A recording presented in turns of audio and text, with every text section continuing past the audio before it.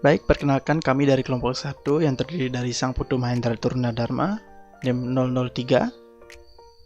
Kemudian ada Puspa Devi Anggotra, NIM 008.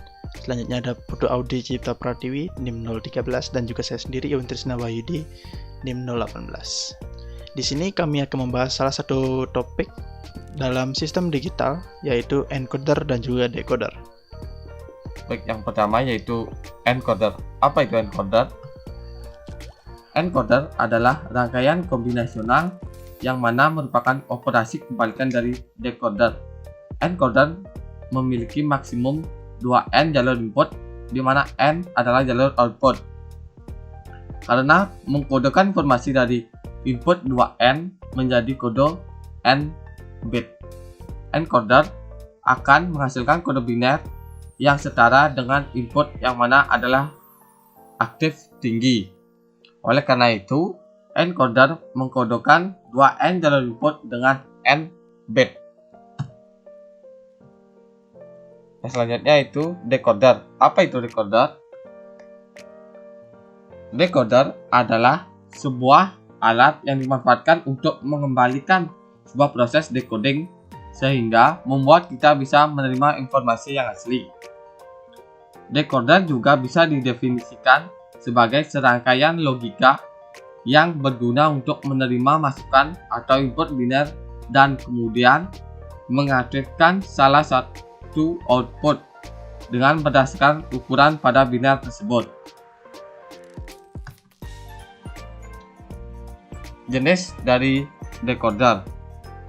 Yang pertama yaitu decoder 2/4 merupakan jenis decoder yang memiliki 2 input dan 4 output. Misalkan 2 input yaitu A1 dan A0 dan 4 output yaitu Y3, Y2, Y1 dan Y0. Yang kedua yaitu decoder 3/8. Decoder 3/8 merupakan merancang decoder 3/8, maka kita menggunakan decoder 2/4. Seperti yang telah diketahui, decoder 2/4 memiliki 2 input dan 4 output. Jadi, decoder 3/8 memiliki 3 input yaitu A2, A1, dan A0. Dan 8 output yaitu Y7 hingga Y0. Yang terakhir yaitu decoder 4/16. Untuk merancang decoder 4/16 maka dapat digunakan decoder 3/8. Seperti yang diketahui, decoder 3/8 memiliki 3 input A2, A1, dan A0 dan 8 output yaitu Y7 ke Y0.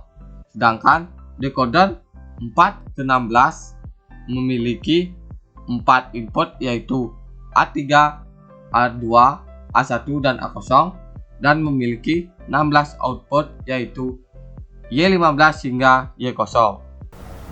Cara kerja encoder. Yang pertama adalah menciptakan sinyal. Encoder menggunakan berbagai jenis teknologi untuk membuat sinyal, termasuk mekanis, magnetis, resistif, dan optik-optik. Dalam menggunakan optik, encoder menyediakan umpan balik atau feedback berdasarkan gangguan cahaya. Seberkas cahaya yang dipancarkan dari LED melewati codex yang berpola garis-garis buram mirip dengan jari-jari pada roda sepeda, seperti yang bisa dilihat dari gambar berikut. Saat poros encoder berputar, berkas cahaya dari LED diinterupsi oleh garis-garis buram pada codex sebelum diambil oleh photodetector assembly yang akan menghasilkan sinyal. Sinyal kemudian dikirim ke counter atau controller yang kemudian akan mengirim sinyal untuk menghasilkan fungsi yang diinginkan. Bagaimana gelombang persegi dihasilkan? Berkas cahaya kemudian diambil oleh photodiode array atau photosensor. Photosensor merespon berkas cahaya menghasilkan bentuk gelombang sinusoidal yang diubah menjadi gelombang persegi. Sinyal ini kemudian dikirim ke counter atau controller yang kemudian akan mengirimkan sinyal untuk menghasilkan fungsi yang diinginkan. Resolusi. Resolusi adalah istilah yang digunakan untuk menggambarkan cycles per revolution atau CPR untuk encoder incremental atau incremental encoder. Setiap pembuatan encoder incremental memiliki nomor yang ditentukan siklus yang dihasilkan untuk setiap putaran 360 derajat poros. Siklus ini dipantau oleh counter atau pengontrol gerak dan dikonversi menjadi hitungan untuk posisi atau kontrol kecepatan. Berikut adalah gambar dari keseluruhan struktur rotatory incremental encoder. Decoder adalah suatu perangkat yang berfungsi untuk mengubah bentuk sinyal biner menjadi desimal.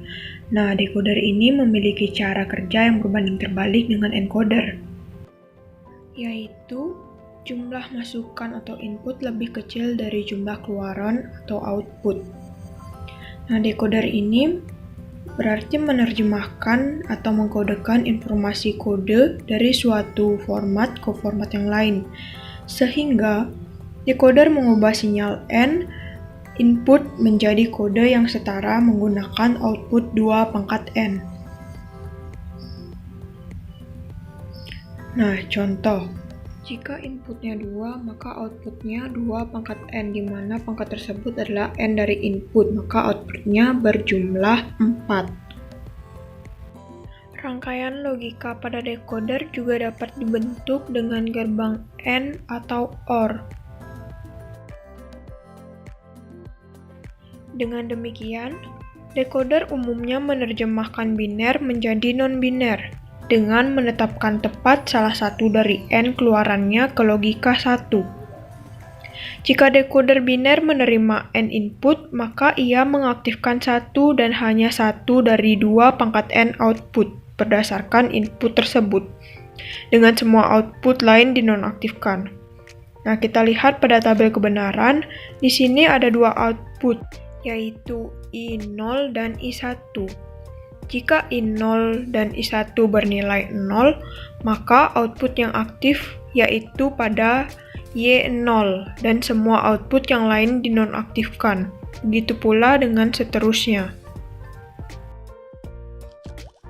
Nah, untuk selanjutnya kita akan mengambil contoh 3/8 decoder, yang dimana diagram baloknya akan memiliki inputan 3 dan outputnya akan berkeluaran 8. Untuk tabel kebenarannya sebagai berikut, yang dimana inputan itu bisa kita anggap sebagai binernya dan outputnya adalah desimalnya. Nah, jika nilai X, Y, Z sama dengan 0, berarti itu merupakan nilai biner dari 0, maka outputnya akan bernilai 0 juga, dimana yang diaktifkan adalah di tabel D0. Begitu pula sampai output berkeluaran D7. Nah, berikut adalah rangkaian logika menggunakan inverse dan gerbang N, di mana X, jika X bernilai 0, maka untuk mencari nilai D0-nya harus diinverskan terlebih dahulu, maka nilai X yang tadinya 0 akan bernilai 1. Begitu pula dengan Y dan Z, maka untuk 1, X sama dengan 1, Y sama dengan 1, dan Z sama 1 di-N-kan akan bernilai 1. Begitu pula dengan D1 sampai D7. Nah, untuk min-tem-min-temnya sudah tertera pada tabel kebenaran. Nah, pada diagram balok terdapat simbol E, yang dimana E tersebut adalah enable. Nah, pada decoder, dengan saluran enable aktif, high, atau logika 1, jika enable sama dengan 0, maka decoder off. Berarti semua saluran output akan bernilai 0. Jika enable sama dengan 1, maka decoder on, dan sesuai inputannya. Saluran output yang aktif akan bernilai 1 dan yang lain akan bernilai 0. Nah, di sini saya akan mempresentasikan tentang implementasi dari penggunaan encoder dan decoder tersendiri. Nah, biasanya dalam implementasi encoder dan juga decoder ini, mereka berdua ini selalu berdampingan atau selalu ada dalam suatu sistem. Nah, ini merupakan salah satu contoh pengaplikasian encoder, yaitu encoder untuk memberikan respon kontrol dari suatu sinyal yang diberikan oleh encoder ini. Semisal kita memiliki beberapa mesin 1, mesin 2, mesin 3, dan seterusnya sampai mesin ke N. Nah, mesin-mesin ini dihubungkan oleh kabel alarm sinyal dengan encoder. Nah, encoder ini akan menghubungkan dirinya dengan controller ini. Semisal terjadi suatu hal yang tidak diinginkan dalam mesin-mesin ini, mungkin mati, mungkin terbakar, atau suatu hal yang tidak kita inginkan atau terjadi kejanggalan. Nah, kabel penghubung ini akan mengirimkan datanya kepada encoder dan encoder memberikan informasi kepada controller ini. Nah, controller ini akan memberikan sinyal responsnya kepada mesin ini. Mungkin mesin itu semisal harus dimatikan, atau mungkin seluruh mesin itu juga harus diperbaiki.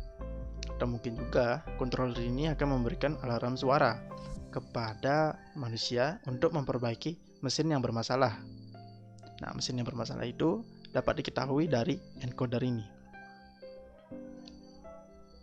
Nah, selain contoh tadi, ada juga beberapa implementasi yang lain, misalnya pada media, kemudian ada software encoding pada medis, dan juga ada telekomunikasi. Nah, pada media itu biasanya digunakan pada saat encoding video atau decoding video, audio, teks, apapun itu ke dalam format standarnya, mungkin MP3, MP4, JPEG, dan sebagainya. Kemudian ada software encoding medis yang contohnya itu pada ICD-9CM, CPT, dan juga HCPCS, tingkat kode medis. Nah, di sini dalam penggunaan kode medis itu juga banyak encodingnya, misalnya pada hasil CT scan kanker dan sebagainya, itu akan memudahkan para dokter dan juga para ahlinya dalam berbagai proses penanganan penyakit itu. Kemudian juga ada pada telekomunikasi, itu encoder dan decoder ini selalu ada di dalam perangkat yang digunakan untuk mengubah sinyal, misalnya itu bitstream atau data ke dalam kode. Nah, data-data yang telah di konversi ini akan diolah lagi oleh program yang pada masing-masing aplikasi telekomunikasi tersebut.